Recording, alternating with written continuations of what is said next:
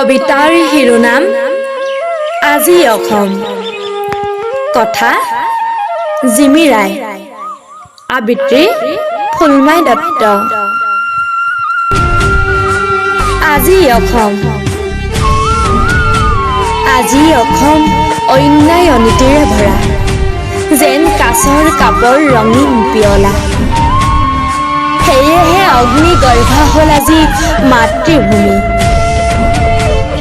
বিস্ফোৰিত হয় মাথো হিংসা, নাই আজি লাচিতৰ দেশ। নাই শংকৰ মাধৱ আৰু ফকীৰৰ মধু মিলনৰ বেশ। আছে মাথো অস্থি পুঞ্জীৰে ভৰা কংকীৰ্ণ মৰুদ্যান। আজি অসমৰ নৱজোৱানে বাট এৰি অবাটেৰে উদ্দেশ্যবিহীনভাৱে হৈছে ধাৱমান, যি নেকি বৈ আছে অন্যায় অনীতি নিজৰাৰ মাজে।